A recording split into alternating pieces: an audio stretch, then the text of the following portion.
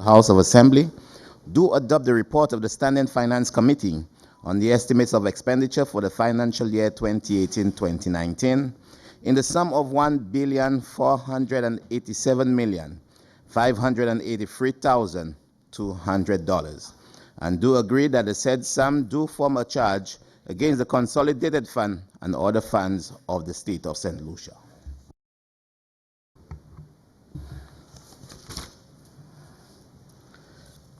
Minister in the Office of the Prime Minister with responsibility for commerce, industry, investment, enterprise development, and consumer affairs, and member for Swazel, Saltibus.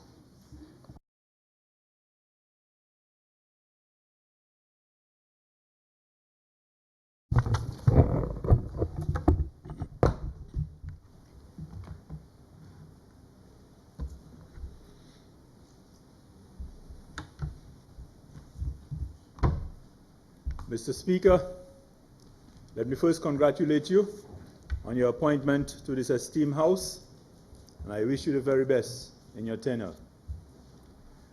As I rise to make my contributions to the estimates of revenue and expenditure for the 2018-2019 period, I wish to first reflect on a book that was given to me last Christmas by the Honorable Member for Cashrees South East.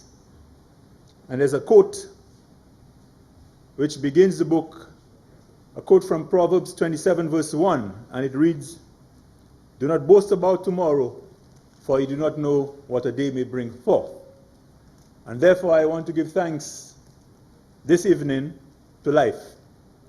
I want to give thanks for my family, my friends, my article friends that is, and the richly diverse people of Swazel Saltibus, who recognize that my mission is not a selfish or a partisan one, but to enrich and empower our community.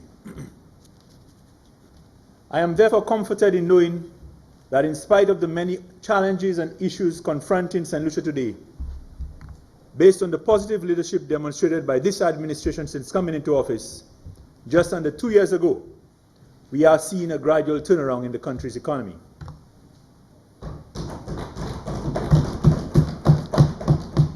Mr. Speaker, there will always be the usual naysayers, there will always be doubters, and yes, Mr. Speaker, you'll always get sometimes the uncalled for opposition. But I believe there is generally a more positive attitude in this country.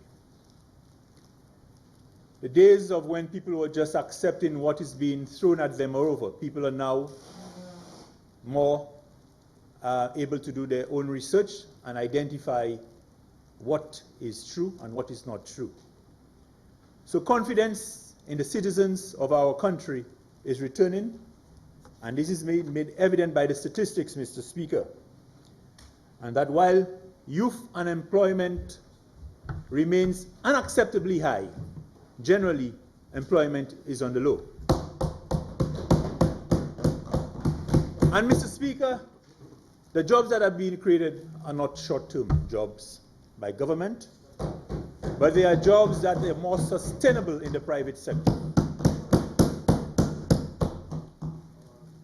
We recognize, Mr. Speaker, that the debt to GDP ratio has fallen and growth has remained positive for the second consecutive year. Indeed, Mr. Speaker, when we examine page 86 of the 2017 Social and Economic Review, we see a clear picture emerging, and it's a picture that all St. Lucians must take serious note of. Mr. Speaker, you would note that during the period 2007 to 2011, the period when the United Workers' Party formed the government of this country, there was only 1 year of contraction or negative growth. That was in 2009, Mr. Speaker, and we were not alone. That was at the height of the financial and economic crisis, where every single country felt the impact. You notice that in 2010, despite the ravages of Hurricane Thomas, St. Lucia was able to record positive growth, which accelerated in 2011 with a 3.5% growth rate. Mr. Speaker, then, you will notice that in the period 2012 to 2016, when the St. Lucia Labour Party formed the government, for 3 out of the 4.5 years, our country registered negative growth. In other words, Mr. Speaker, our economy was shrinking. However, since the UWP came back into office, growth has returned. So, Mr. Speaker, even before I delve into the budget for the upcoming financial year, I am confident that what is being presented to St. Lucia in this Honourable House is not simply a set of figures, but it is a budget with a clear and a strategic purpose, and therefore I support the figure 100%. We are presenting a budget that our track record demonstrates that will make a difference in transforming the lives of the people of St. Lucia for the better and keep St. Lucia heading in the right direction. My friend, the Honourable representing Castries South, made mention on the National Export Strategy. Therefore, Mr. Speaker, when we turn to page 483 of the 2018-2019 estimates, line item 235, we see an allocation of $898,560 towards the National Export Strategy for St. Lucia. This strategy is long overdue. The last strategy was developed in 2004, and it definitely needs replacing. This policy document is critical to implementing a work program aimed at increasing exports of existing companies and bringing new export-ready firms to regional and international markets. Mr. Speaker, for a small and open economy like ours, a vibrant export sector lies at the heart of building a competitive economy. The research shows that as more and more firms export, not only do these firms become more competitive, but all other firms providing goods and services to the exporting companies must also become competitive. Therefore, Mr. Speaker, exports are a vital element to building an overall competitive economy. Mr. Speaker, if St. Lucia is to achieve the growth trajectory needed to transform this economy, competitiveness within all sectors of the economy must be at the heart of our strategy. Hence, Mr. Speaker, the National Export Strategy must be seen as an instrument that goes beyond individual companies. It really is one of the means of reshaping our approach to the medium to long-term development of our company.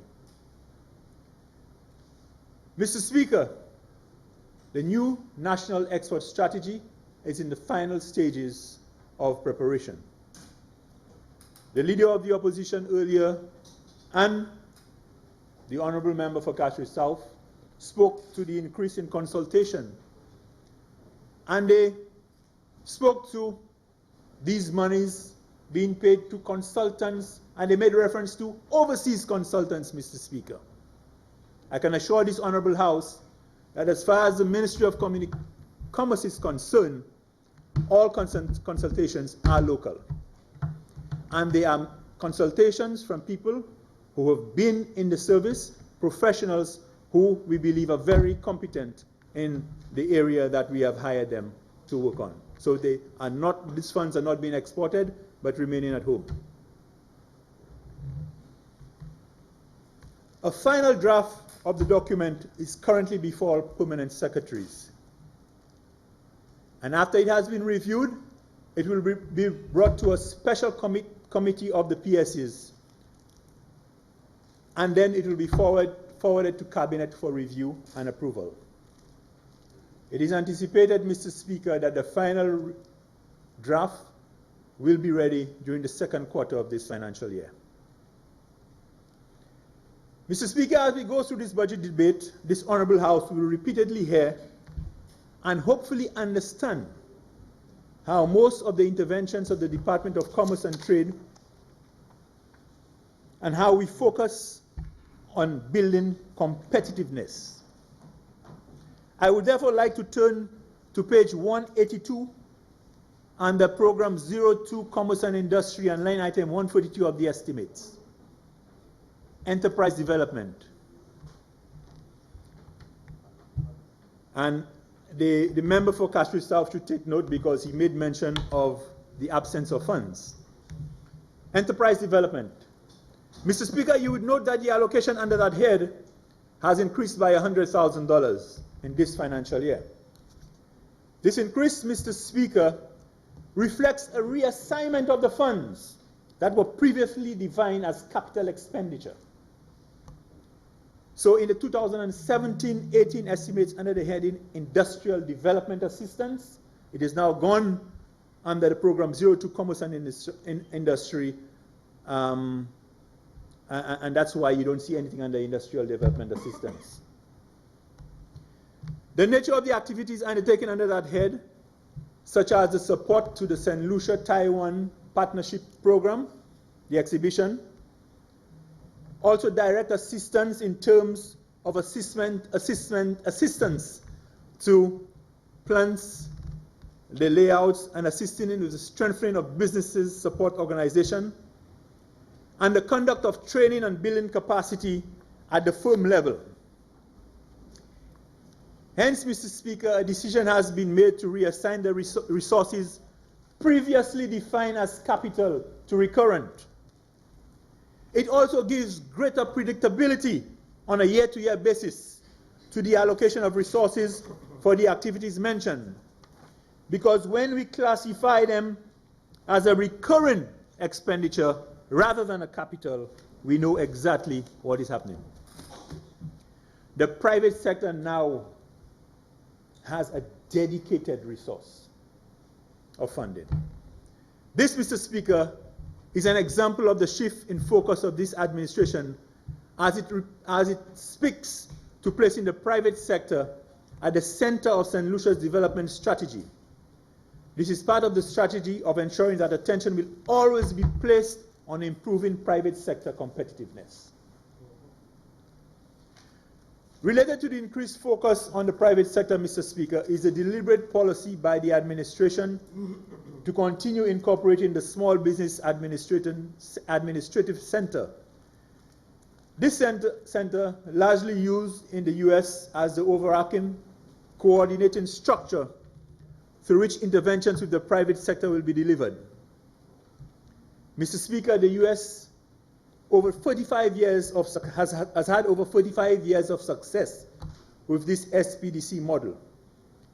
The Obama administration promoted the SBC program as the avenue to achieve the goals of the Small Business Network of the Americas. Their achievements have convinced foreign governments to adapt and implement the model to develop the micro, small, and medium enterprises in their respective countries. The hallmark of the SBDC model is that the business that accesses an SBDC performs better than businesses that do not. Mr. Speaker, this model was actually introduced to the Department of Commerce in March 2012. Kudos to the previous government. The resources allocated in that line referred to earlier will be used to continue to implement in the SBDC model.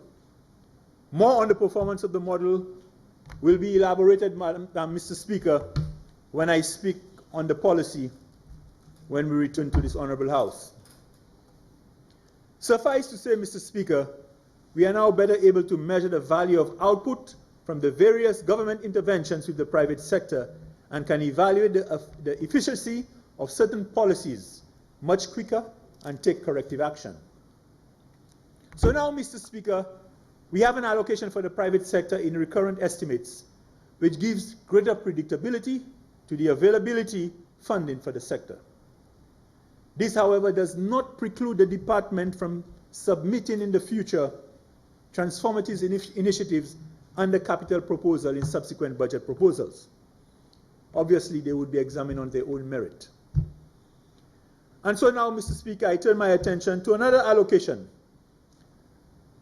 This addresses the broader environment within which our businesses operate. It's called the Business Incubator Project. Mr. Speaker, one of the most tangible ways in which assistance can be given to the private sector to spur growth is by providing the right climate to start a business. The start of every business is not only an opportunity for the entrepreneur, but create employment possibilities. The right business climate is not always possible for small businesses with limited startup capital. One of the more popular approaches to providing assistance to SMEs, especially at the startup phase, is through the use of business incubators. This approach provides for a specific time period, the right conditions in terms of physical space and support services for small businesses to start operations and build a certain degree of competitiveness. This system essentially provides a hand up to the business in their formative stages and is in keeping with the SBDC approach. Mr. Speaker, I remember during the last election campaign, when I spoke on the introduction of the incubator system, comments such as, "We are building a hotel and you want to build a warehouse." Ironically, Mr. Speaker, that same hotel, which my government continues to pursue because we are not in the habit of stopping projects that are meaningful. Everything, sadly, Mr. Government, is being done to stop and retard the progress. But we will say more of that in the policy debate. You know, we speak of love, the land, the people, and the light conveniently. And we need to change that, Madam Speaker, because I continue to say that while I'm in a grouping called politicians, I am not a politician. And I will continue to say that. So we will speak to that more during the policy debate. The Department of Commerce intends to continue partnering with Invest St. Lucia in the new financial year in establishing an incubator facility for SMEs. Consultation funding under the line item referred to earlier will provide support to this initiative. We now move to doing business reforms. Mr. Speaker, we are all aware that there's one thing that's constant throughout human existence, and that is change. Change, Mr. Speaker, is always taking place, and it is in fact important. The business environment, Mr. Chairman, is not immune to the reality of change, and hence, reforming the business environment must be an ongoing activity to ensure that as a country, we are utilizing practices and approaches that place our country in the most competitive position. In the 2017-2018 budget, an allocation of $200,000 was made on page 478 against line item 202. Again, Honorable Member of Castries South, enhancing implementation of investment and environment reform agenda. This allocation was used primarily to undertake activities aimed at implementing reforms in keeping with areas highlighted in the World Bank report, Ease of Doing Business. In fact, Mr. Speaker, one of the key initiatives was the conduct of an investment climate assessment survey. I am pleased to report that now this project is well on the way, the consultant also being a local, and should be completed by the end of the second quarter of this financial year. However, Mr. Speaker, given the need to continuously undertake reforms, a decision has been made to place an allocation under Program 07, Head 07 of Investment Coordination, line item 32 on page 188. This would ensure that there will always be resources allocated to this important area of continuous improvement in our business environment. I also wish, Mr. Speaker, to state that this administration takes the matter of reforming the business environment very seriously. Our approach is not merely to undertake reforms as captured in the World Bank Ease of Doing Business report. We have a much broader approach. We believe that all areas where government provides services to the private sector must be examined to determine where the possible changes that could be instituted to improve efficiency and effectiveness. In fact, Mr. Speaker, Cabinet has appointed a 3-member subcommittee chaired by me to oversee the work program aimed at reforming the business environment. This subcommittee meets on a quarterly basis, and we meet with the Ease of Doing Business Task Force, and our purpose is to receive reports and see how we as ministers can work to make things a lot easier and provide direction where necessary. Mr. Speaker, I wish to take the opportunity of the meeting of this Parliament to explain the drop in St. Lucia's ranking in the 2018 World Bank Ease of Doing Business report from 86 to 91 out of 190 countries, because there's been a lot of talk, a lot of people conveniently use the fact that we have dropped, to send wrong signals. St. Lucia remains number 2, behind Jamaica, which is number 1 in CARICOM for the ease of doing business. Mr. Speaker, the report captures reforms that has been undertaken by countries in 10 identified areas through the conduct of a survey. A country can slip in the rankings not only as a result of not undertaking reforms, but as a result of other countries undertaking reforms at a faster pace than us. So no matter how much we push, there are countries pushing faster. And it does not mean that we are not doing what we have to do. It's just that other people are moving faster than us. In the case of St. Lucia, while we did undertake reforms in areas such as getting electricity and resolving insolvency, these reforms were overshadowed by a slew of other reforms that were undertaken by other countries. Overall, however, St. Lucia has become a better place for doing business based on an indicator called distance to the frontier.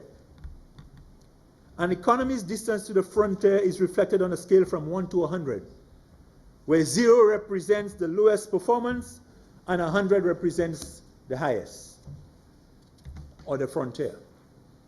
St. Lucia's distance to the frontier score improved marginally to 62.88 from 62.87, while Jamaica is at 67.27. Note the difference. Mr. Speaker, St. Lucia has secured some resources through Compete Caribbean Partnership Facility, and therefore hopes during this financial year to undertake reforms in areas of paying taxes, dealing with construction permits, starting a business, enforcing contracts, and protecting minority investors. Mr. Speaker, we also refer to reforms to the Trade License Act to strengthen our Trade License Act, so that enforcement aspects of the legislation can be more effective. Mr. Speaker, it is well understood and established in all nations that encouraging ownership of the assets of a country by its citizens is important to the independence of a country. And that is why special privileges are accorded to locals and rights in their countries not automatically accorded to foreigners.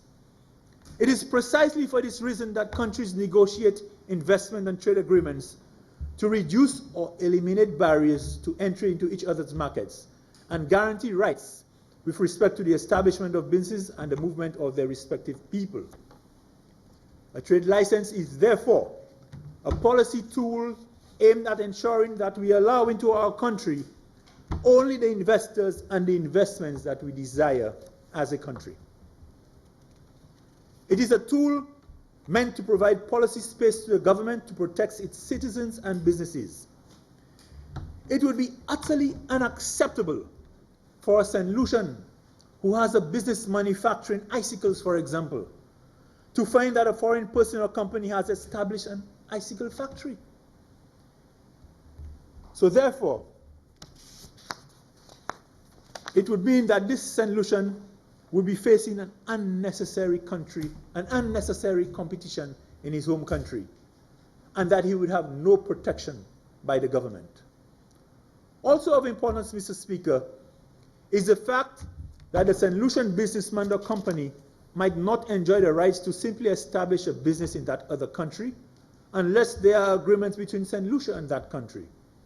The trade license regime is therefore an important tool for not only protecting St. Lucian businesses, but is a vital instrument in enforcing our international trade agreements.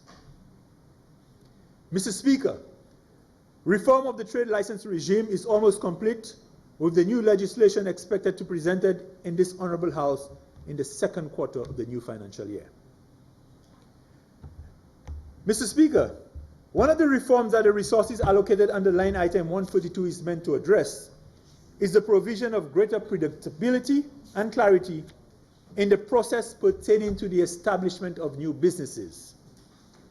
Too often, Mr. Speaker, investors, whether local or foreign, are confused in terms of the procedures and steps to be taken in the establishment of business. The time and cost associated with the various stages of establishing a business is generally too opaque, and this leads to unnecessary frustration and discourages establishment of new enterprise. An investment roadmap is meant to address this situation.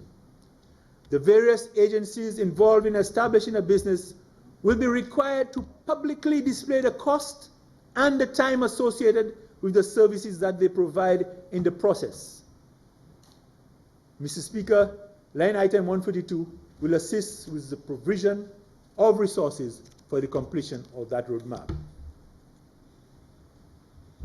In addition to the resources that have been allocated in the budget, Mr. Speaker, the officers in my department utilize all available means of identifying and securing donor funds wherever possible.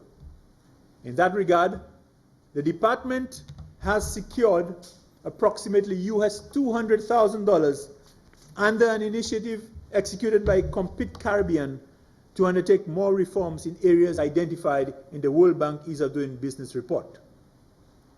We also intend, Mr. Speaker, to utilize some of the resources under this project to undertake a comprehensive census of the private sector. The truth, Mr. Speaker, is that over time, a number of new businesses have been established in various sectors of the economy, while a number have closed down. The ownership structure of our businesses has changed over time, and the relative distribution of the type and geographical displacement of businesses in St. Lucia is relatively unknown. A census of the private sector is therefore important at this time. The information from this census will be vital in determining further policy interventions for the private sector in the short and medium term. I now move to fiscal incentive reform, Mr. Speaker. Mr. Speaker, as we speak of reforms, one of the most critical reforms that must be completed is the finalization of an incentive regime to encourage establishment and expansion of new and existing businesses, respectively. The reforms will treat enterprises engaged both in the production of goods and services. All the necessary consultation with stakeholders have been carried out, with only finalization of the legislative amendments to be completed. Mr. Speaker, this new incentive regime will make a significant difference, especially with respect to enterprises in the identified priority service sectors. Given the predominantly service-based nature of our economy, having an incentive regime in place for services other than the tourism sector is vital to the overall diversification of the services sector. In addition, Mr. Speaker, we must craft an incentive regime that encourages expansion of existing businesses, particularly in the manufacturing sector, because they have utilized the full 15-year period of incentives available under the Fiscal Incentives Act. We recognize, Mr. Speaker, that as part of our private sector development strategy, Business expansion for successful established businesses is just as important as attracting new investors. Hence, reform of the fiscal incentive regime must be supported from a dedicated financial resource allocated to business environment with whatever technical assistance that can be obtained from external partner agencies. While reform of the fiscal incentive regime was a priority this financial year, the need for full consultation means that the legislative changes could not have been completed as planned. We fully expect a new incentive regime for businesses will be in place during this coming financial year. Mr. Speaker, while village tourism does not fall under my ministry, I want to welcome the allocation made under program head 2, line 218 on page 493 of this year's estimates. The village tourism as a concept relates to the development and marketing of goods and services and culture of communities to provide an authentic and experience of village or community life as visitors as possible. The Department of Commerce welcomed this allocation as it provides resources through which the capacity of a local business person can be upgraded to provide competitive goods and services to visitors and by so doing earn income. The SBDC, Small Business Development Center, will place emphasis on encouraging as many of the businesses as possible to become formal entities so that they may benefit from assistance in the form of incentives. In addition, by becoming part of the SBDC, the performance of individual businesses will be better monitored to reduce the possibility of business failure. The St. Lucia Bureau of Standards will also play a pivotal role in assisting the introduction of standards in the goods and services that will be offered to the visitors, thereby improving the quality of the products that is made available for sale. Village tourism, as seen, is one of the more direct and tangible means through which backward linkages can be established with the entrepreneurs in the domestic economy. And Mr. Speaker, we will speak a lot more during the policy debate because my community, Choiseul and Saltibus, definitely has a lot going for it as far as village tourism could be concerned, and we know the benefit that we can derive once this thing takes off. Madam Speaker, I will speak on people development policies. Mr. Speaker, there's a habit, not gotten used to. While we have focused attention on businesses and articulated various strategies that will be employed to grow the private sector, we believe that the core of our interventions must center on the development of our people. They are the ones who own and manage the businesses. Hence, the Department of Commerce will continue to focus on capacity building initiatives for our private sector. These initiatives will be undertaken in partnership with the private sector as they too make contribution to building their competence.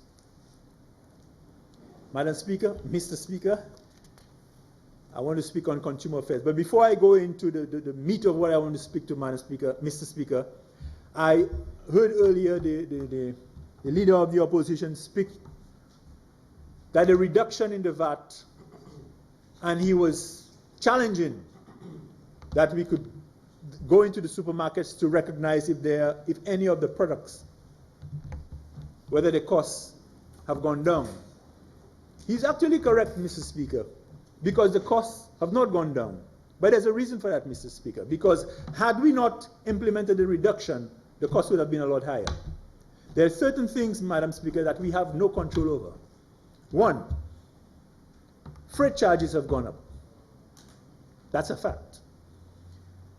The shipping agencies have what you call a peak service surcharge. So during the Christmas season, Mr. Speaker, the cost increased. In addition, many of our local operators have also increased their costs. People who do the transport and the brokers. So when you factor all of these things into the scheme of things, they impact on the final cost that we pay for our goods. So had there not been a reduction in the VAT, we would have been seeing an even greater price at the store. So I just want to make that very clear. Mr. Speaker, once again, we note that there is no amount allocated under Program Area 03, Consumer Affairs, in line item 124 under subsidies. The fact that there is no allocation of subsidies for the basic commodities of bulk rice, flour, and sugar by the government supply warehouse, Mr. Speaker, is actually very encouraging. In fact, Mr. Speaker, the situation of not having to subsidize the cost of these bulk commodities while keeping the price unchanged reflects the best possible situation that we are able to enjoy. There is, however, Mr. Speaker, a misconception on what this actually reflects. Mr. Speaker, as far back as 1984 until 2007, the operations of the government supply warehouse was managed in such a manner that the government was able to achieve break-even in the cost of the operations. It was only after the unprecedented rise in the world price of food from 2007, coupled with high oil prices between 2007 and 2009, and the global financial crisis during that same period, that the need to subsidize the prices of these commodities became necessary.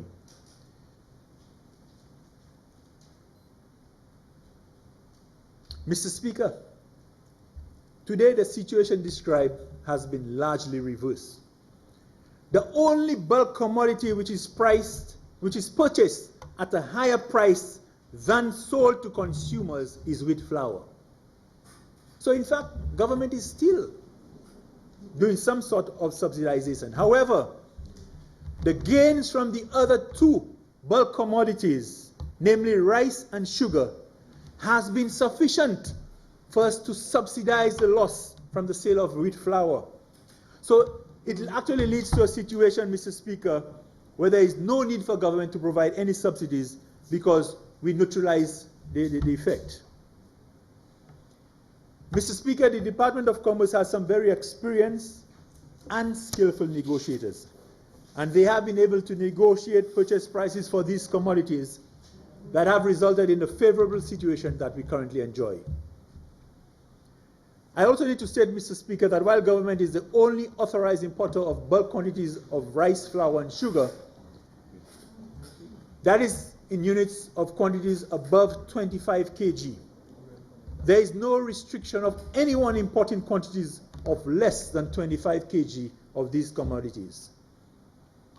The continued operation of the government operation supply warehouse is a vital aspect on the country's food security strategy and is critical to ensuring competitive prices to consumers who utilize these commodities. We are therefore very happy that the government does not need to provide a subsidy to maintain the current prices for these commodities. Mr. Speaker, permit me to speak a little on the St. Lucia Bureau of Standards. We move to Head 03, Consumer Affairs, line item 120, Grants and Contributions. We noted that the amount allocated there of $981,000 has remained unchanged in this budget estimate. This amount, Mr. Speaker, represents the allocation to the St. Lucia Bureau of Standards. Mr. Speaker, the Bureau provides a very vital service to the country and to consumer protection, as well as to building a competitive manufacturing sector. The time has also come for the Bureau to have a greater permanence for its headquarters. In the coming financial year, we shall therefore engage Invest St. Lucia to finalize the full ownership by the Bureau of Standards of the current premises that are leased from Invest St. Lucia. Madam Speaker, while I know we will speak quite prominently on the Mr. Speaker, my apologies. I am sure you'll permit it for this debate. While I know we will speak quite prominently on the health sector in the policy debate. Madam Speaker, because I represent a community in the south of the island, I need to state that the community of Choiseul Saltibus and the other communities in the south are also very concerned with the fact that there has been some sort of delay in the opening of St. Jude's. However, Mr. Speaker, we cannot rush. We have to do things right. We have seen that if we rush, Mr. Speaker, we may end up in a situation worse than where we were before. And so I implore the people of the South to bear some patience, because at the end of the day, what this government is striving for is for better health quality and a better health service for the people in the South. In closing, Mr. Speaker, I wish to place on record my thanks to the many partners and stakeholders that I have had the opportunity to work with during this financial year, which is now coming to an end. In particular, I wish to commend the St. Lucia Chamber of Commerce for their robust engagement with the department on a range of issues. The St. Lucia Manufacturers Association and the St. Lucia Industrial and Small Business Association for their championing for the needs of manufacturers in particular, as a result of which government has been able to introduce a deferred system on the payment of VAT on raw material input and capital for approved manufacturers. I wish to commend the St. Lucia Coalition of Services Industries for their steadfastness in working with the Department of Commerce to ensure that today we have an approved service policy, strategy, and action plan for our 4 service priority sectors. I also wish to thank the agencies that fall under my department: Invest St. Lucia, the Trade and Export Promotion Agency TIPA, the St. Lucia Bureau of Standards, and the Free Zone Management Authority for their support and contribution towards the growth and development of the private sector. Finally, I wish to thank the Permanent Secretary, the Deputy Permanent Secretary, the heads of sections and staff of the department that I head for their unfailing support and commitment. I look forward to the new financial year with optimism, and I call on your support as we continue to serve the people of St. Lucia. I thank you.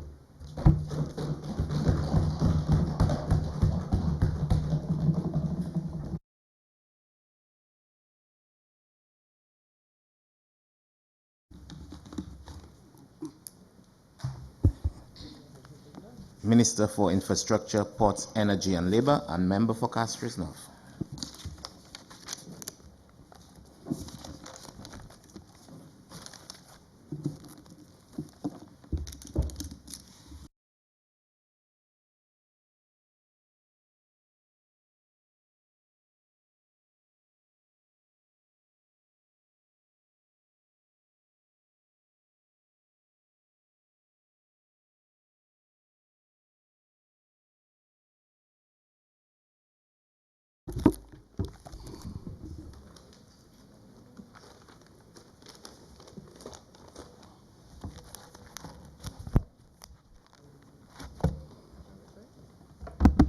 Mr.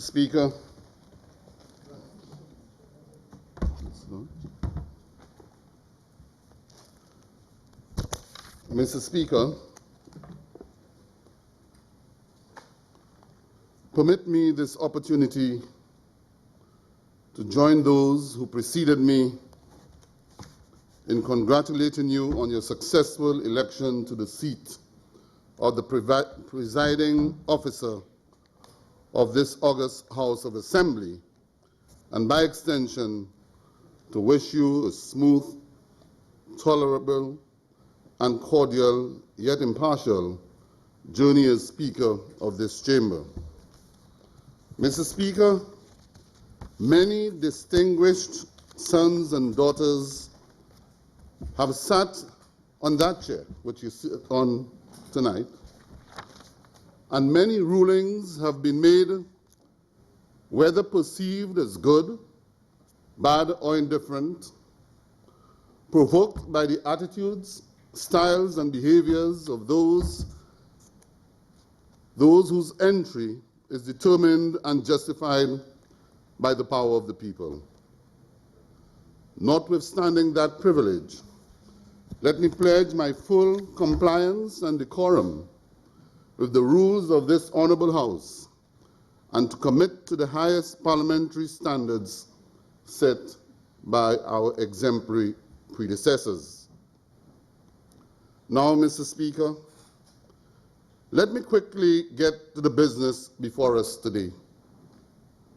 Mr. Speaker, we are called upon today to debate and comment on the estimates of expenditure for the fiscal year 2018-2019 as presented by the Minister for Finance and having been reviewed by the Standing Finance Committee of this House.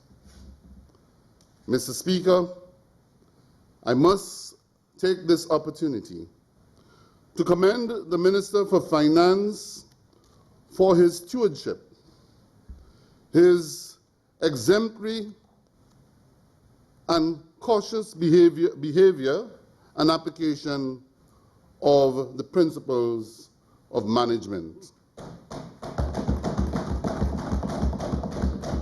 In examining the estimates, Mr. Speaker, the estimates of revenue and expenditure, and reflecting on the portfolios that I'm responsible for as Minister for Infrastructure, Ports, Energy and Labour, I wish to adopt the posture of first reviewing the performance of the ministry, then address and justify the allocations for revenue and expenditure for the ensuing year, then close by highlighting matters in relation to my parliamentary representation and my stewardship. Mr. Speaker, early on, and let me attempt to dismiss it very early before I delve even deeper, the member for Castries South commented on a number of matters which I believe I must address quickly, and they're very simplistic matters which need no great elaboration.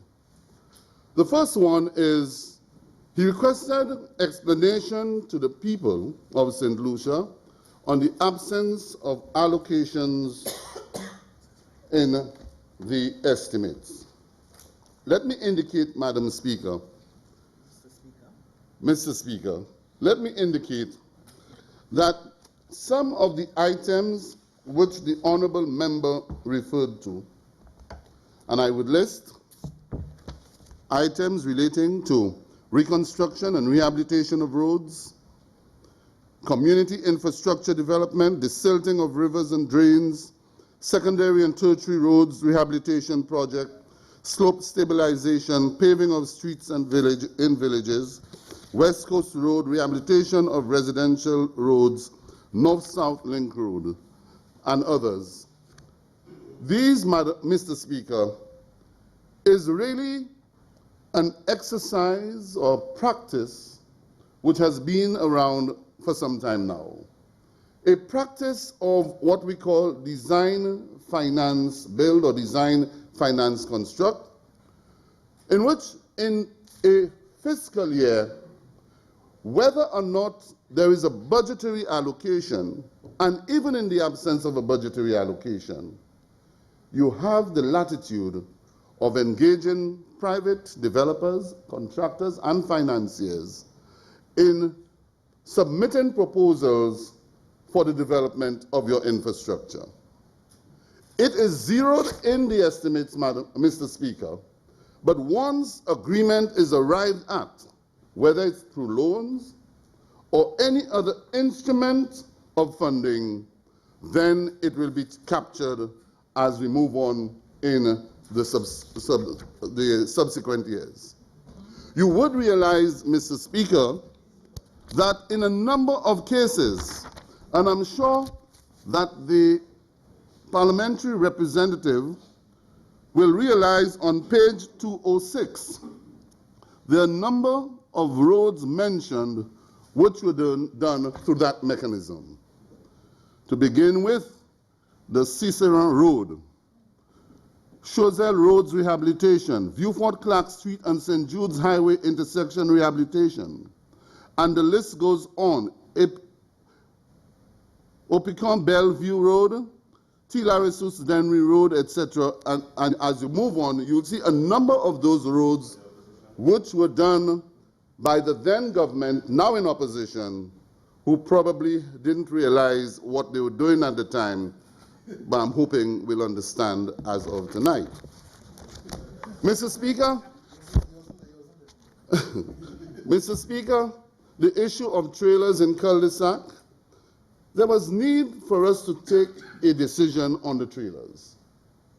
One of the problems in this country, Mr. Speaker, is the manner in which people violate the laws of this country.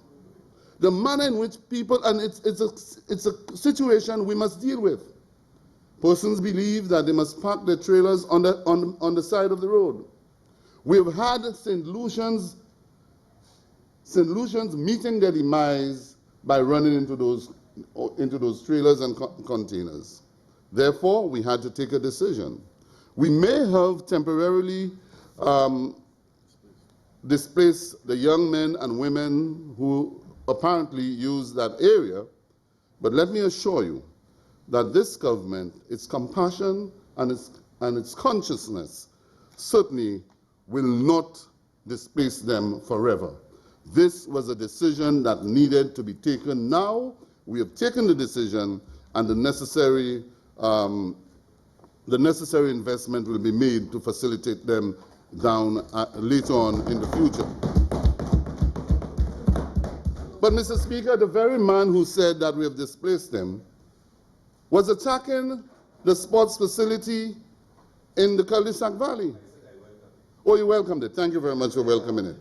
Okay, so we can clarify it now that you welcome the sports facility in the cul-de-sac valley, and you will give that initiative your full support when the time comes.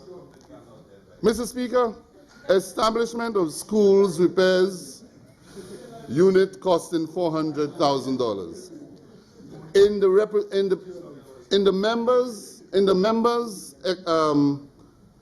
As the member delved into that matter, he obviously understood what was happening. He said $400,000 to establish a unit, we may as well leave it in the Ministry of Infrastructure. So in other words, I need not go any further in that the member understands that the $400,000 is merely a reallocation of and a shift of a department from one ministry to the other. If you go through the estimates, you'll recognize under the Department of Infrastructure, under maintenance of public buildings and schools, that there is a reduction of $286,408, and another one for wages, that's personal emoluments, wages, so $81,711, and then you also have the operating and maintenance costs, all of which would equate to the figure that you're seeing in the Ministry of Education. Mr. Speaker, only 10 months since the passage of the last budget, 2017-2018, and in review, the period can be referred as one of challenge, but overcome by the inducement of the spirit of planning, programming, dedication, and a determination to implement the work of the government. My ministry, the Ministry of Infrastructure, Mr. Speaker, is one that has demonstrated that planning, that programming, that dedication and determination to succeed. Mr. Speaker, our challenges were not the traditional encounters of little or very low financial resources to facilitate the implementation or execution of programs. That was not a problem, but rather one relating to the ability to implement the programs at a rate never experienced before. In fact, it was a concern which begged the question, how do we deliver first-class quality road infrastructure and services to the people of St. Lucia and adequately account for their taxes? Mr. Speaker, we are accounting for the taxes. I am obliged, Mr. Speaker, to thank the Minister for Finance, who understood our plans.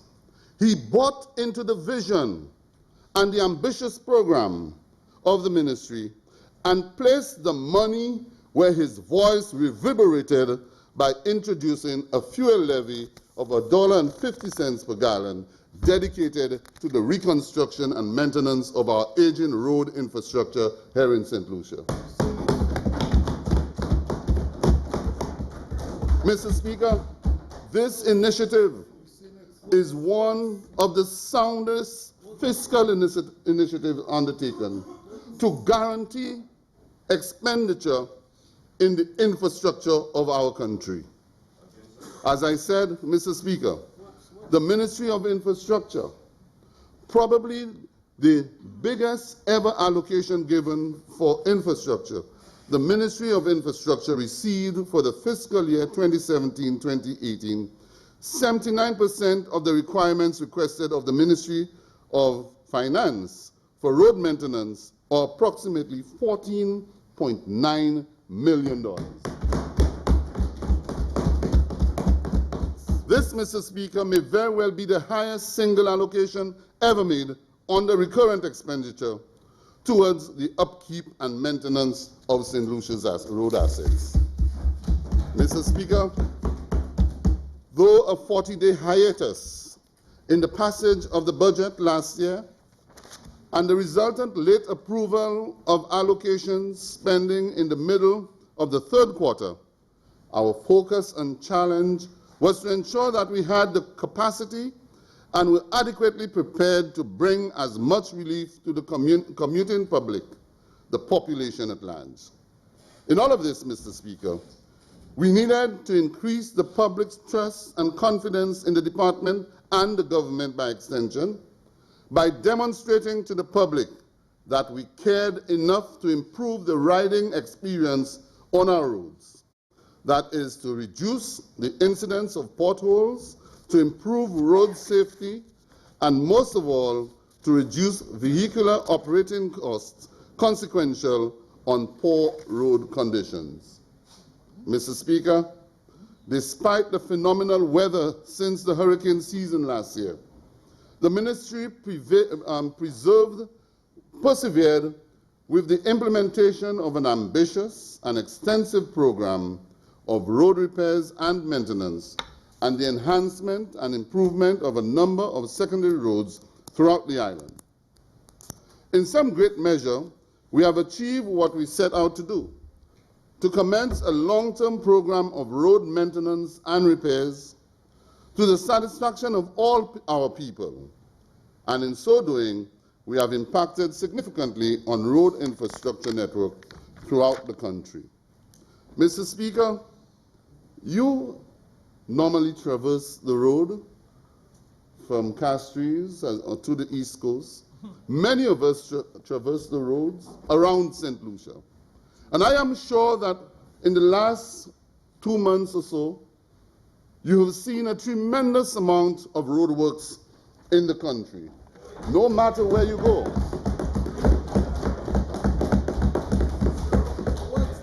And not too long ago, when I spoke here and I presented this document, and one member said, works, works. The next day, someone sent me a bunch of stickers, King works for me. Mr. Speaker, King works not only for him or her, but King works for the entire St. Lucia, and the government of the United Workers' Party works for the people of this country.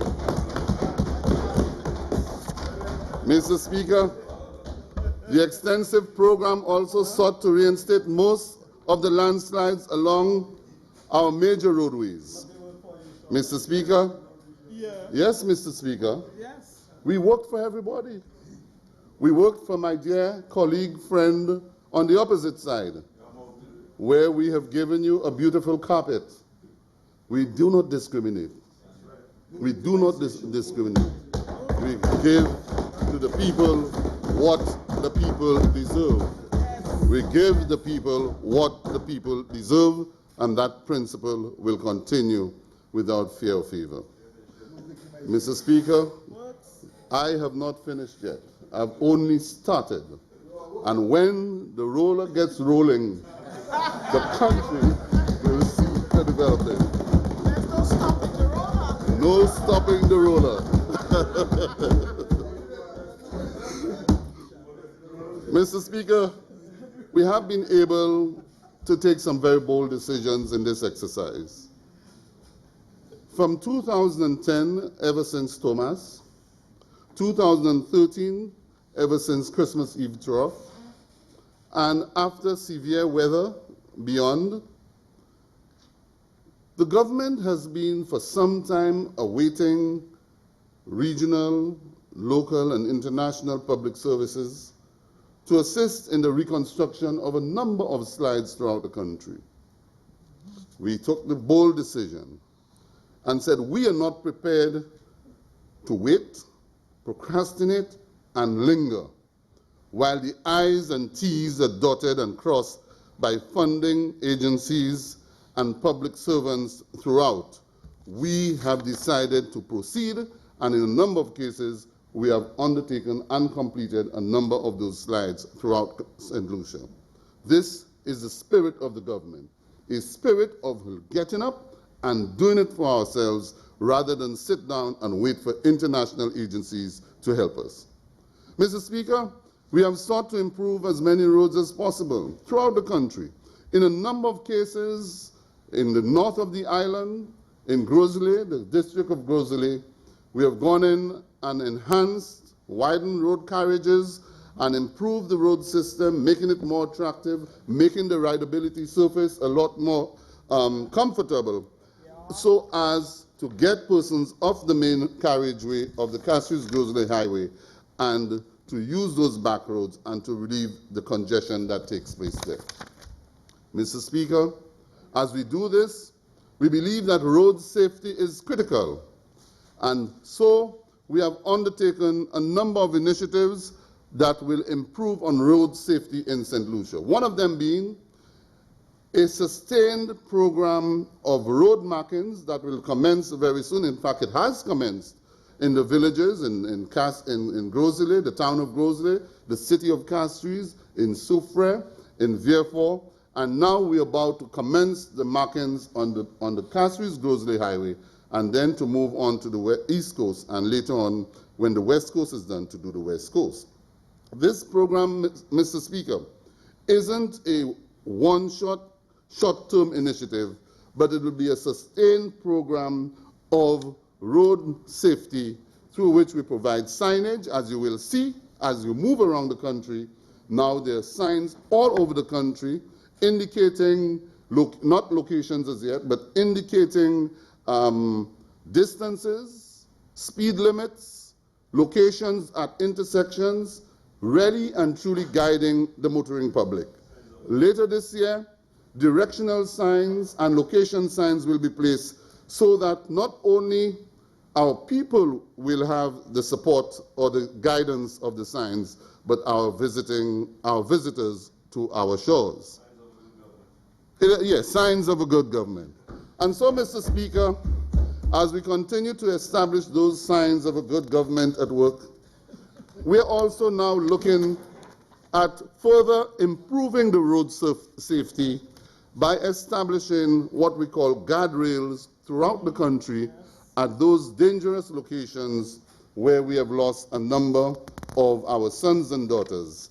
Those will be installed very soon as they arrive, and that is part of our road safety program.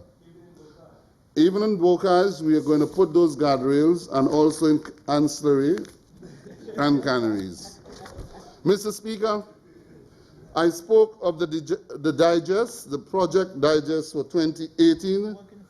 That is a program, that is an initiative, Mr. Speaker, to sensitize and educate the St. Lucian population on the work that we are doing. It is one that presents a snapshot of the magnitude of our responsibility and the efforts of the Ministry of Infrastructure. Mr. Speaker, let me indicate that since assuming office in 2016, this government has attempted to bring as much relief to the affected schools and in the country.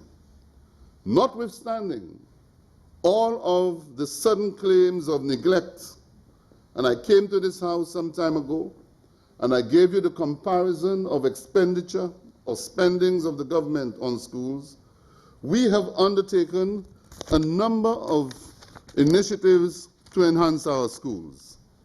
Mr. Speaker, let me give you a cursory glance of our performance reflected as follows. In 2015-16, the approved funds for repairs to schools, $1.5 million. In 2016-17, $1 million. In 2017-18, $3.015 million, an increase of 300%. And then, Mr. Speaker, on the question of request of funds, even though those were the allocations or those were the approved funds, in 2015, the amount spent was $6.5 million. In 2016-17, $7.6 million. And in 2017-18, $11.394 million. Let me move, Mr. Speaker, to the recurrent expenditure, operating and maintenance. Preventative maintenance intervention required for roads, an annual amount of $17.79 million for roads annually.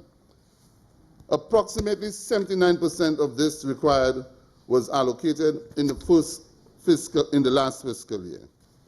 During 2017-2018, the department embarked on an aggressive potholing road maintenance program island-wide. Not only routine maintenance interventions were undertaken, but other critical roadworks. Interventions included roadworks approximately 10 kilometers, drainage 2.5 kilometers, potholing over 200 kilometers of road, signage and road markings to be undertaken island-wide.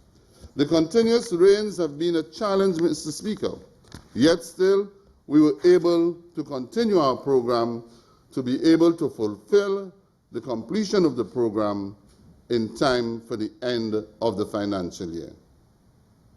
Mr. Speaker, whereas this administration has been accused of abandoning projects, we have abandoned some projects, or we have revisited some projects, or we have rescoped some projects, but certainly we have continued with projects that we believe are well conceived, are necessary, and must be implemented. The Wavin-Poisson Bridge and the Cul-de-Sac Bridge are two initiatives commenced following the Hurricane Thomas, continued by the last administration, and with speed, without delay, we proceeded to achieve or to accomplish all of the requirements necessary to ensure that we got this project going or got this project off the ground. I'm pleased to indicate, Mr. Speaker, that some $14.937 million has been approved in the 2018-2019 estimates to support the construction of the two bridges in Wavin-Poisson and Cul-de-Sac. $3 million of counterpart funding from the government of St. Lucia is to cover for land acquisition and the construction of a bypass road and crossing at Wavin-Poisson. I'm also pleased to indicate that the Cabinet has already approved the land acquisition, and the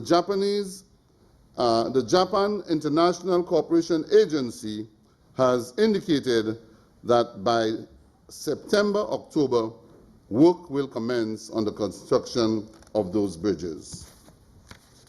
Mr. Speaker, I must also say that the designs are completed, bid documents completed, work on the bypass road are to be completed by June 2018, and works to start September 2018. Road Maintenance Management System. A total of $1.21 million, Mr. Speaker, will be spent in that area, in which we have decided that the old system of road maintenance and management cannot continue. What has been happening over the years, Mr. Speaker, with our roads, There's no inspection, no regular or routine inspection, no preventative maintenance, and so the ministry is in a mode of reaction.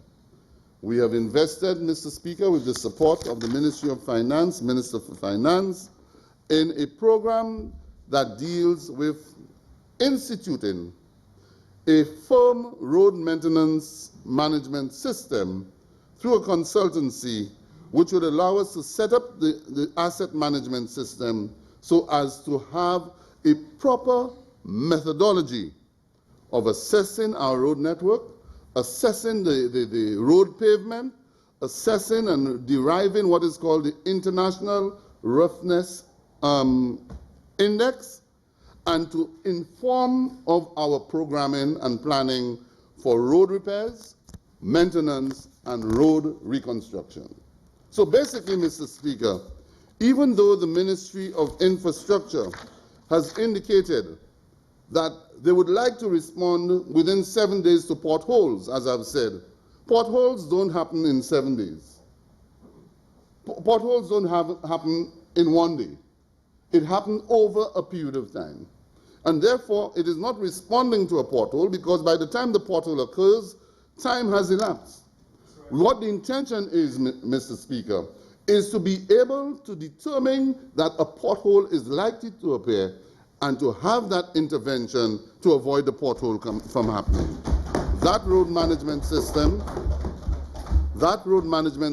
Mr. Speaker, will help the ministry through inspection, routine inspection, data collection, and the necessary intervention to be undertaken by the Ministry of Infrastructure. Mr. Speaker, I move now to disaster recovery program.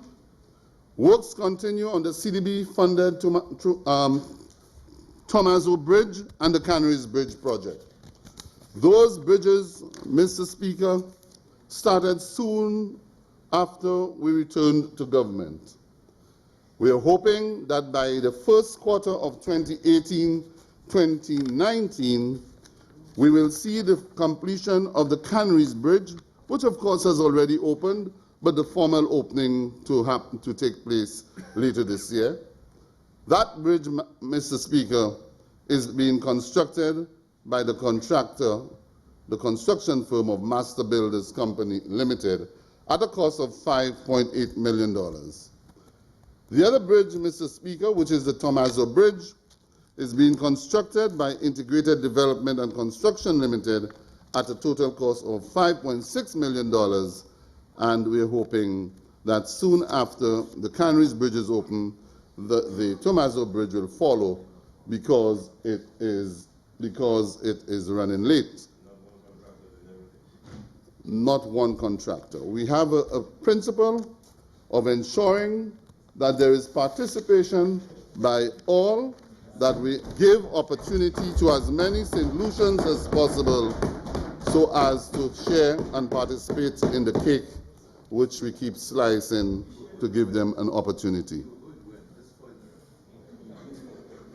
Mr. Speaker, let me follow the lead of the Leader of the Opposition and to continue as well as I started by saying that the Miku Roads Rehabilitation Project, costing $4.638 million in Miku South, in expenditure for 2018-2019.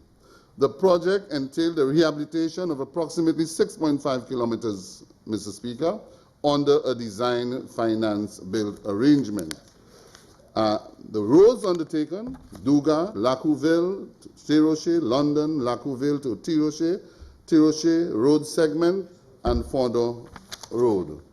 The project started in June 2017 and has been completed ahead of time, within time, and within cost of the project. What's that? Speed bump inside. And Mr. Speaker, I've been informed since I've not visited the completed road that it has been well executed. with speed bumps and signs. There are other design finance construct projects, Mr. Speaker, not only the Mako roads, but there are others which we continue to meet our obligations for 2018-2019. And those roads include Bocas, Chabot, Sunbelt, Independence City, and that is in the constituency of Castries East, the adjacent constituency, the constituency of the leader of the opposition. The Ladig, Moka, the DeVille Bridge construction, Choiseul Roads rehabilitation, Maslaho, Labrie Village Main Roads rehabilitation, Clark Street, Labrie. That's what I'm saying. That's what I'm saying. We continue to meet our obligations on those previous commitments. And I'm saying this, Mr. Speaker, to further reinforce the point that I made earlier on, that when the allocation does not reflect a figure, it is under an arrangement of a design finance construct where the government understands that negotiations are going, and once those negotiations come through, then it reflects in the subsequent budget and other budgets until they are paid. So we're just simply following a good process established by our friends on the opposite side. Mr. Speaker, I move on, and on this occasion, I wish to indicate that the Millennium Highway was constructed in 1996-97, and ever since, no significant works have been done to reconstruct or to maintain that highway. I am pleased to indicate that the United Kingdom government, under the United Kingdom UKCIF, that is United Kingdom, no, I'll give it to you. It's under the different programs, but it is the Infrastructure Fund, Caribbean Infrastructure Fund. It is the United Kingdom Caribbean Infrastructure Fund. Under that program, through the CDP, the United Kingdom Infrastructure Partnership Fund will fund the reconstruction of the Millennium Highway and the West Coast at some £30 million.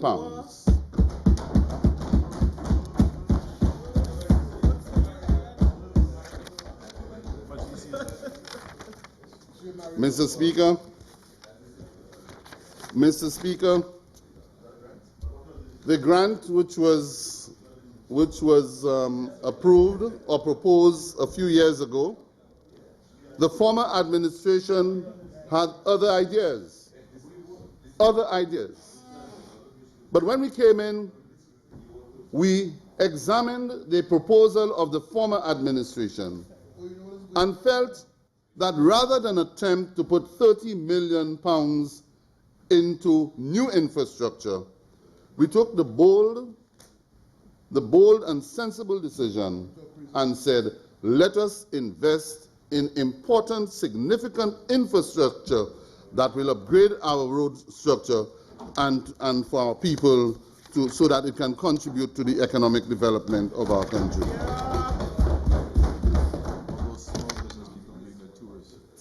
So, Mr. Speaker, once the Millennium Highway is reconstructed and the West Coast Road is done, it means that we can bring further economic activity to the West Coast and to the south of the country and bring greater hope to our people.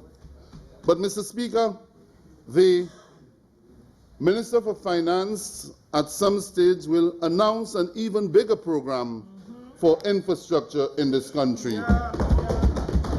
A program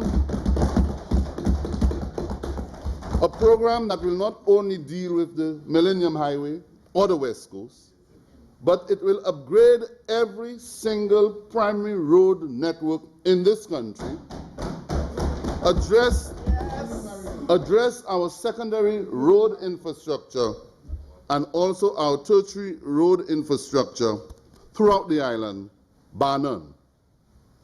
The intention, Mr. Speaker, is to ensure that we bring opportunity to all St. Lucians. Whether, and I heard one particular parliamentarian on the other side saying that we are penalizing, we are victimizing, etc., etc. I don't believe in victimization, and I don't believe in penalizing because someone did not vote for me. We have the responsibility of taking care of all of our people, and that program is intended to take care of all of our people and to give all of our people an opportunity to participate in the development, the economic development of this country. This government, Mr. Speaker, is about opportunity. This government is about creating the possibilities. This government is about giving people hope and a hand to move up and to participate in the development of the country. I want to move, Mr. Speaker, if you can guide me on my time. I want to move to the issue of geothermal resource development. Mr. Speaker, under renewable energy, the number of initiatives that my ministry has, or rather has the responsibility for. One of them being the responsibility for geothermal resource development, for which the full gamut of the responsibility has been placed now onto the Ministry of Infrastructure. That program, Mr. Speaker, if you recall, if you have the age, you'd understand and remember that it was started as far back as the 70s when Sir John Compton, the father of the nation, took the initiative to drill and to bore the first well in Soufrière in search of geothermal energy. Since then, many countries have moved on and are generating geothermal. Dominica is generating. Guadeloupe has a plant. New Zealand also has a facility. And so St. Lucia has been considered under the SIDS program to explore the possibility of geothermal through the provision of a grant arrangement and loan funding that will allow us to explore. The agreement, Mr. Speaker, will give us a grant of an idea credit facility of US $5 million, a clean technology fund contingent grant of $8.7 million, a CTF project preparation grant of $0.96 million, and the UK Department for International Development, a grant of $5 million, and from SIDDOCS, which is the Small Island Development States Program for Development in Sustainable Energy, will be given a US grant of $1.85 million. In most of these instances, Mr. Speaker, where once the development is successful, then some of the grants, at least two of the grants, will turn into a loan. If it's not successful, then it is just written off by the agencies. The whole idea, Mr. Speaker, is to develop our renewable energy capacity by looking at geothermal, solar, through PV, photovoltaic, wind energy, and hopefully, Mr. Speaker, ocean tech, to be able to participate in a national energy system that will reduce the cost of electricity to our people. I do know, Mr. Speaker, there's some reservations on island, but I believe we must give technology, give science an opportunity before we condemn the initiatives of the government here in this regard. Mr. Speaker, moving on, in the absence of a knowledge of my time left, if you should You have guide 20 me. minutes. Big one? 20 minutes. 20 minutes.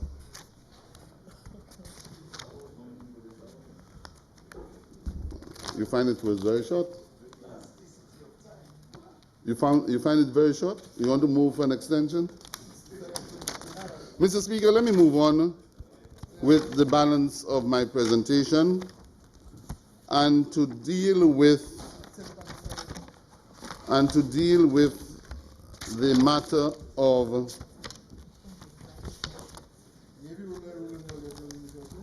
matter of port services. Mr. Speaker, port services is a critical sector in our economic activity and our economic development. Through our ports, Mr. Speaker, much of our imports, whether it's food, machinery, clothing, you name it, they all come through our ports. The airports certainly plays a significant role in economic activity through the arrival of visitors at our airports. This last financial year, Mr. Speaker, the government engaged in the reconstruction of a container park in the Port Castries, which was completed during the year 2016-2017. Phase 2 works were substantially completed in December 2017. The project closeout is expected by April 2018. However, severely challenged by heavy operations at the port. The cost of the project is $14 million. SLASPA, Mr. Speaker, also undertook the extension of the Point Seraphim Berth number 1, a project that we are proud of, to be successfully completed on target and to welcome its first Quantum class vessel on 13th January 2018. I must commend the management and staff of SLASPA, as well as the contractor Ballast Nadam, the consultant, and the team for a job well done. Mr. Speaker, but what is most important about this project is the fact that the project financing originally would have been through an international financial organization.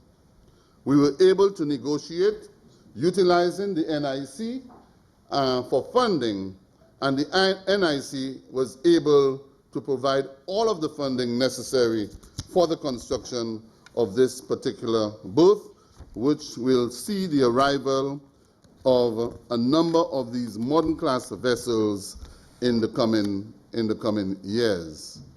As I said, the total is $14.855 million. Mr. Speaker, Point Seraphim can accommodate voyage class vessels such as the Adventure of the Seas, which hold up to 4,000 passengers.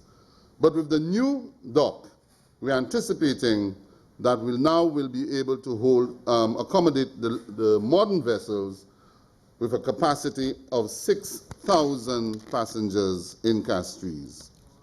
SLASPA, Mr. Speaker, is also pursuing a strategy which is aligned to and will support the government's vision of developing Port Vieux into a modern home port facility for cruise vessels.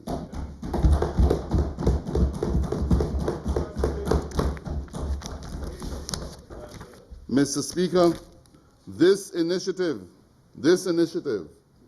will bring to focus the balanced approach to economic development by this government of the United Workers' Party. It demonstrates that while we believe that the north of the island has been developed over a period of time, that it is necessary that we share that economic activity with the east, the west, and the south, so that St. Lucians can feel St. Lucians, no matter where they live, no matter where they roam, can feel part of the development of this country and take ownership for that development. Mr. Speaker, this is a positive initiative on the part of the government, and I must indicate that the results of these initiatives will see an increase in the number of passengers per call by over 2,000 passengers. 2,000 passengers, roughly bringing in an average of $208,000 in additional revenue from head taxes. Mr. Speaker, if we are able to meet the infrastructural requirements for increased cruise demands, the preliminary projections for the year 2017-2018 cruise season, which were promising for St. Lucia, indicates that vessels calls increased by 20% and passenger numbers certainly grew by 19%. and I hope these numbers correspond with that of the Ministry of Tourism. In 2011-12, 591,000 passengers arrived. In 2012-13, 588,000 passengers. 2013-14, 614 passengers. 2014-15, 679. In 2015-16, it went down to 584. In 2016-17, 678. And for this year, Mr. Speaker, it has already recorded 806,000 passengers. Mr. Speaker, one may attempt to give credit not to this government, but to other reasons or other events. But, Mr. Speaker, it is because of the proactiveness of this government. It is because of the vision of this government. It is because of good decisions being made in a timely manner to bring about the results that we're looking at. Mr. Speaker, let me quickly turn to redevelopment of Heronora International Airport. You've heard so much about the Heronora International Airport.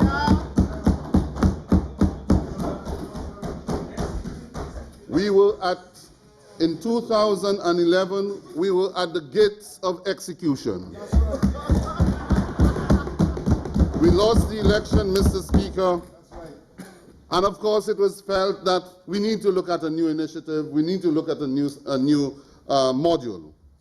Mr. Speaker, we got in 2016, and after hiring a number of consultants, foreign consultants, we were further than the gate where we left the project at, and we were wandering all over trying to figure out how do we implement the project.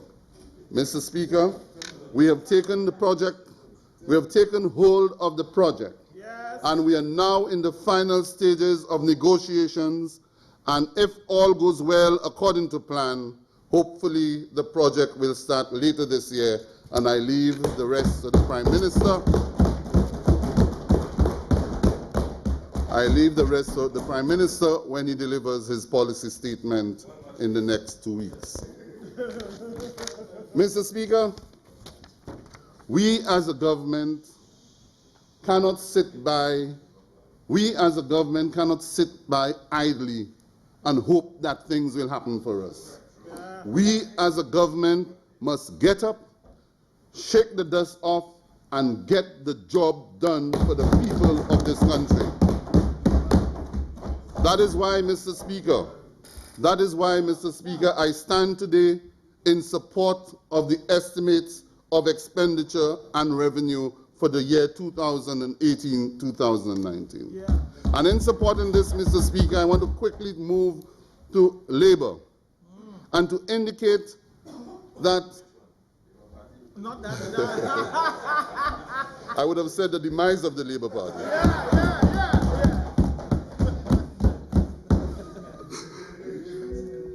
In the case of the Department of Labor, Mr. Speaker, I would like to report that a number of important measures are being put in place to uplift, upgrade, and highlight the Department of Labor.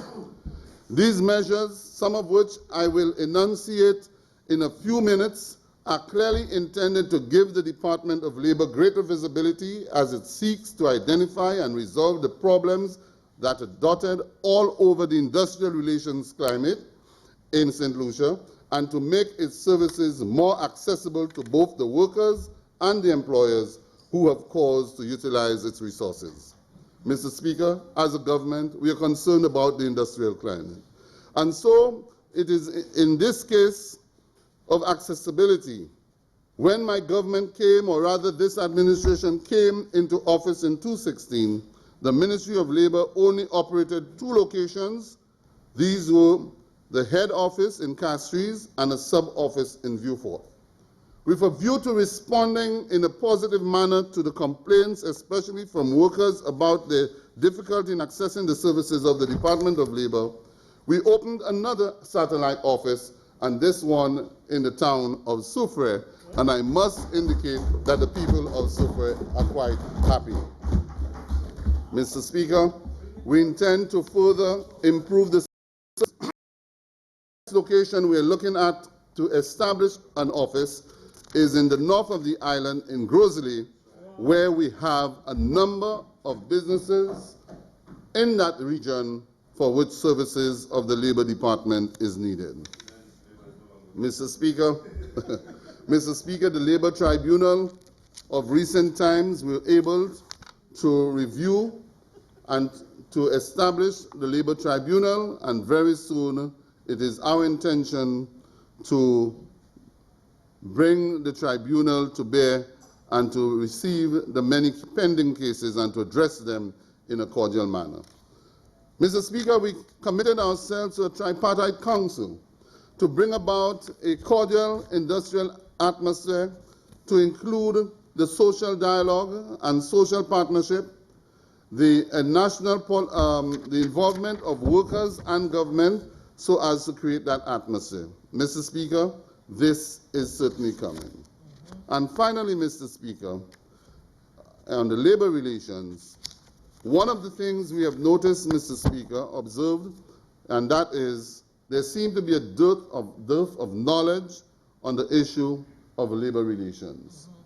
The ministry has decided to publish a layman's version of the labor code, which will be circulated so all and sundry can read and understand to know their rights as far as the labor code is concerned.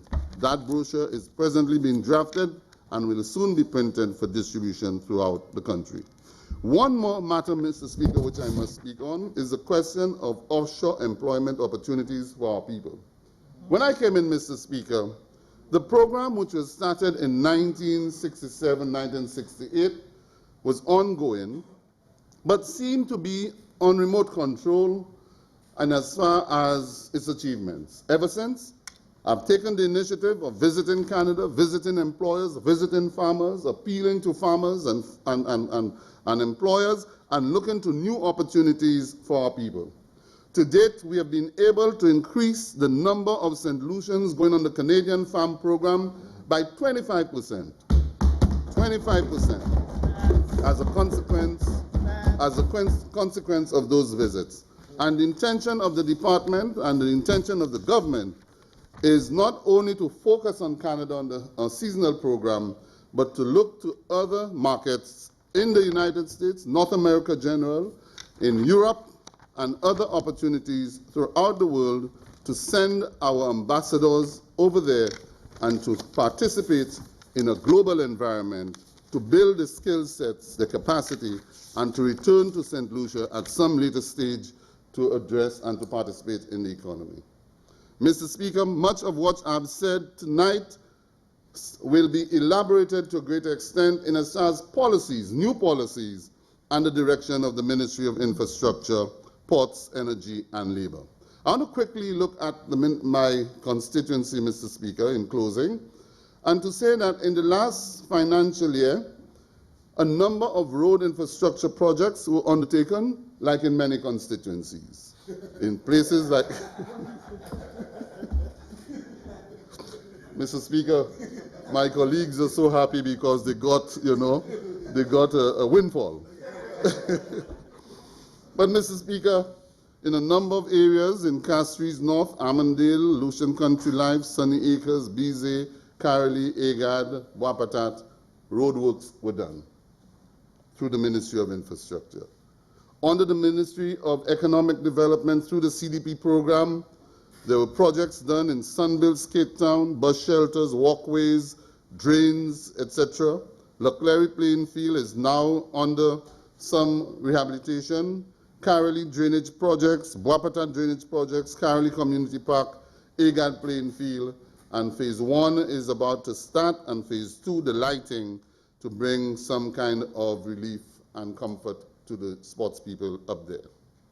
The way forward, Mr. Speaker, for the constituency is the completion of the Carolee Community Park and sports facility, which was left unattended for 5 years under the former administration, with very with token contributions being given for the project. Sure. Mr. Speaker, we will continue to complete those projects and to bring comfort to our people and to return jazz to Carolee in the not-too-distant future. Also, Mr. Speaker, I've been able to source a corporate partner who will assist in the Busy Children's Playground, in the upgrading of the Boapatat Sports Facility, and also will continue negotiations for the establishment of the Sunbelt HRDC and Multipurpose Sports Facility through the NIC programming. Roads, Mr. Speaker, also in Busy and Carolee and Chase Gardens. In closing, Mr. Speaker, and I realize you're beginning to pack. In closing, Mr. Speaker, I want to thank ministry officials for their hard work and dedication and their enthusiasm. I must thank my permanent secretary, chief engineering team, and all who have in the last year worked so hard, so assiduously in meeting the deadlines set for them. I want, Mr. Speaker, also to thank my constituents who have continued to demonstrate their commitment and support for me and who continue to appeal to proceed with projects within the constituency. And as I say this, Mr. Speaker, I must say that there is an extreme amount of effort to proceed with the Leclerc housing development project, for which we are hoping construction will start in the not-too-distant future. To my family, Mr. Speaker, particularly my wife and those who have stood with me through thick and thin, I want to say thank you. And of course, Mr. Speaker, to the Almighty God, who has blessed me with the opportunity of serving the people of Castries North and to the people of St. Lucia in general, I want to say thank God for that blessing. And I look forward to continue to provide support and to continue to give service to our people without fear or favor and without reservation. I thank you.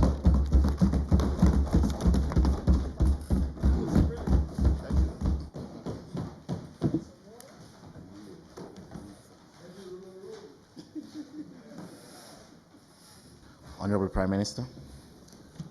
Mr. Speaker, I beg that the House go into recess until 9 o'clock tomorrow morning, 9 a.m.